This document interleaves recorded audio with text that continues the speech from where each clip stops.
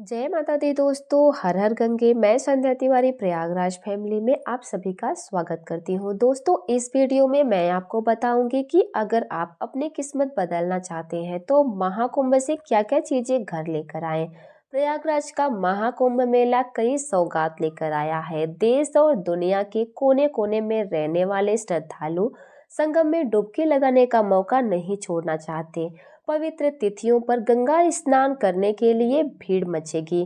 कहा जाता है कि अगर वापसी में भक्तगण संगम नदी से वहां की कुछ खास चीजें लेकर वापस लौटे तो आपकी किस्मत खुल जाएगी। यही नहीं बल्कि ग्रह दोष से भी मिलेगी मुक्ति और भाग्य चमकना तो तय है। दोस्तों, हिंदू धर्म में पौष पूर्णिमा को बेहद ही शुभ माना जाता है। इसी दिन से ही यानी कि 13 जनवरी से ही महाकुंभ मेले की शुरुआत होगी। इसका समापन 26 फरवरी को होगा। धार्मिक मान्यताओं के अनुसार यदि महाकुंभ से कुछ शुभ चीजें घर लेकर आए तो आपकी न सिर्फ किस्मत चमकेगी बल्कि जीवन भी खुशहाल रहेगा। परिवार में सुख शांति बनी रहेगी और सभी प्रकार के पापों से मुक्ति मिलेगी। इसीलिए अगर आप महाकुंभ जाने वाले हैं तो कुछ खास चीजें जरूर लाइएगा। तो आइए जानते हैं। दोस्तों, प्रयागराज में गंगा, यमुना और अदृश्य सरस्वती नदी का मिलन होता है, इसीलिए इसे त्रिवेणी संगम भी कहा जाता है। महाकुंभ में आप संगम घाट पर स्नान करें और वहां से वापस लौटते समय संगम का पवित्र जल लेकर जरूर आए। मान्यता यह है कि त्रिवेणी संगम का जल घर लाने से घर में खुशहाली आती है, घर में सकारात्मकता का वास होता है। इस जल को किसी साफ जगह पर या फिर घर के मंदिर में रखें। इससे आपका पूरा घर समृद्धि से भरपूर हो जाएगा। दूसरी चीज, आप महाकुंभ मेले से तुलसी का पौधा जरूर लाएं। घर में तुलसी का पौधा रखने से घर की दरिद्रता दूर होती है, आर्थिक हालात भी सुधरते हैं। नियमित रूप से तुलसी को शाम को दीपक जरूर जलाना चाहिए और सुबह के समय जल देना ना भूलें। ऐसा करने से घर में सुख शांति और समृद्धि आती है। पौराणिक कथा के अनुसार समुद्र मंथन के समय जब देवताओं और असुरों के बीच अमृत को लेकर विवाद हुआ था तो अमृत कलश से उसकी कुछ बूंदें प्रयागराज में गिरी थी। इसीलिए यहाँ की मिट्टी आम मिट्टी नहीं है। इसीलिए जब आप महाकुंभ से वापस आते समय वहाँ की मिट्टी जरूर लाए।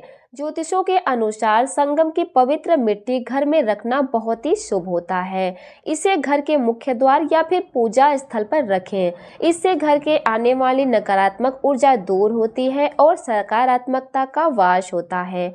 महाकुंभ मेले से पूजा के फूल भी आप ला सकते हैं। दोस्तों, मान्यता यह है कि महाकुंभ की पूजा के फूलों को घर लेकर आने से परिवार में आ रही सभी कठिनाइयों से मुक्ति मिलती है। महाकुंभ के समय प्रयागराज के हर मंदिरों में विशेष भोग लगाया जाता है। ऐसे में अगर आप मंदिरों में लगाया गया विशेष भोग घर लेकर आते हैं तो ये बहुत ही शुभ माना जाता है और इस भोग को दिव्य भोग भी कहा जाता है। इससे परिवार में सुख शांति बनी रहती है। मान्यता तो यह भी है कि कुंभ के समय संगम में शाही स्नान करने से आपके दिव्य ऊर्जा का संचार होता है और मोक्ष की प्राप्ति होती है। शिवलिंग या फिर पारस पत्थर को भी लाना बेहद शुभ होता है। इसे घर में पूजा स्थल पर रखना लाभकारी होता है। इससे घर में समृद्धि आती है। इसके पहले अगर आपको वीडियो पसंद आता है तो वीडियो को लाइक करिएगा, कमेंट में हर हर गंगे जरूर लिखिएगा। दोस्तों, दुनिया का सबसे बड़ा धार्मिक सम्मेलन महाकुंभ 2025 में प्रयागराज की पावन भूमि पर आयोजित होने जा रहा है। इस बार का महाकुंभ विशाल और भव्य होने वाला है। विष्णु पुराण के मुताबिक जब बृहस्पति मेष राशि में और सूर्य मकर राशि में होते हैं तब कुंभ मेला प्रयागराज में आयोजित होता है। कुंभ मेला हिंदू धर्म का विशेष पर्व है जो हर 12 साल में आयोजित किया जाता है।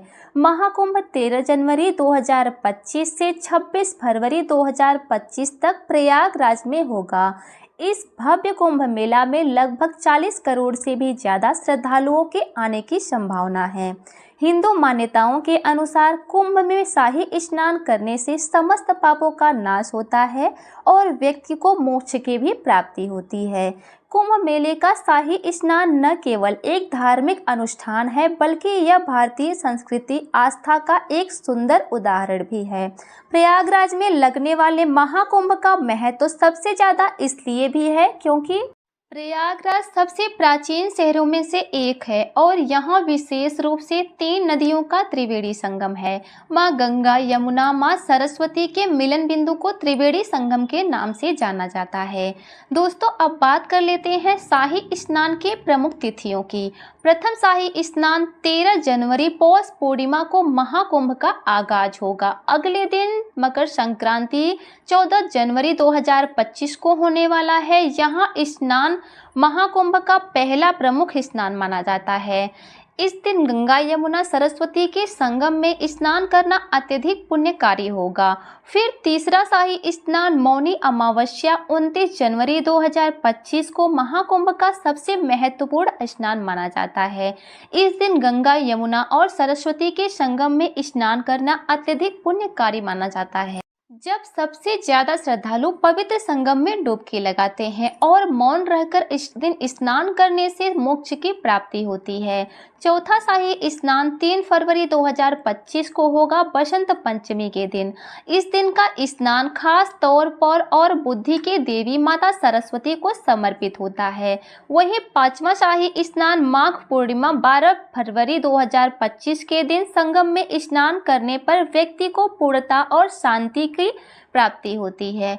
छठा शाही स्नान 26 फरवरी 2025 महाशिवरात्रि को होगा। यह दिन भगवान शिव को आराधना के लिए बहुत ही महत्वपूर्ण माना जाता है और इसी स्नान के साथ महाकुंभ का समापन भी हो जाएगा। दोस्तों, 80% श्रद्धालु क्या करते हैं, आते हैं और वस्त्र निकालते हैं, स्नान किए और फिर से वही वस्त्र धारण किया और किसी भी भंडारे में भोजन किए और चले गए। तो अगर आप भी ऐसा करते हैं तो आपको बता दूं, यह बहुत ही गलत तरीका है स्नान करने का। इससे पुण्य फलों की प्राप्ति नहीं होती है। तो आइए जानते हैं कि स्नान से पहले और स्नान के बाद में हमें क्या करना चाहिए जिससे हमें पुण्य फलों की प्राप्ति हो।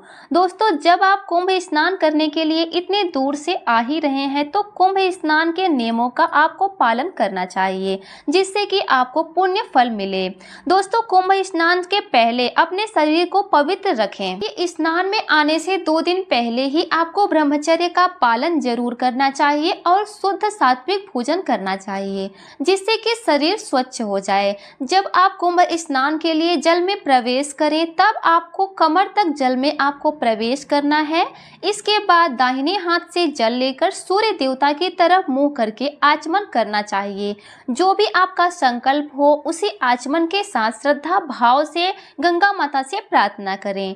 इसके बाद डुबकी लगाने का प्रावधान है। डुबकी जो है 3 बार, 5 बार, 7 बार या 12 बार इतनी संख्या में लगानी चाहिए। जितनी आपकी हिम्मत पड़े उतनी संख्या में आप लगा सकते हैं।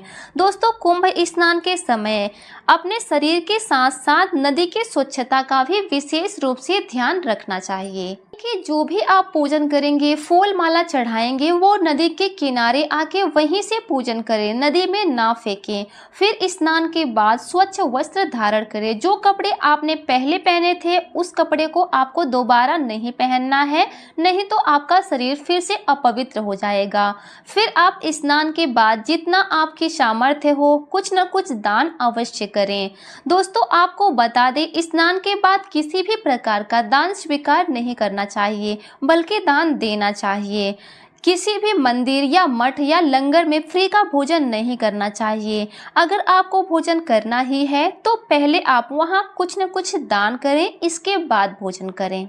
उसके बाद अगर आपके पास समय है तो सत्संग भवन में जाकर थोड़ा बहुत प्रवचन सुनना चाहिए और उसे धारण करना चाहिए। फिर उसके बाद वहां के आसपास के मंदिर में दर्शन अवश्य ही करना चाहिए। विशेष रूप से आपको नागवासुकी मंदिर का दर्शन करना चाहिए क्योंकि ऐसी मान्यता है कि यदि स्नान के बाद आप नागवासुकी मंदिर का दर्शन नहीं करते हैं तो उसका पूर्ण फल नहीं मिलता है। अगर आपके पास अत्यधिक समय है हैं तो अन्य मंदिरों का भी दर्शन आप कर सकते हैं, लेकिन कम से कम स्नान के बाद एक मंदिर का दर्शन आपको जरूर करना चाहिए। इससे आपको कुंभ स्नान का पूर्ण फल प्राप्त होता है। तो दोस्तों, अगर आप भी कुंभ स्नान करने के लिए आ रहे हैं तो इन नियमों का पालन जरूर करिएगा, क्योंकि आप अपना कीमती समय निकाल कर आप इतनी दूर से आ रहे हैं तो इन नियमों का पालन तो आप कर ही सकते हैं। तो वीडियो आपको कैसी लगी कमेंट में जरूर बताइएगा। मिलते हैं अगली वीडियो में। धन्यवाद। हर हर गंगे।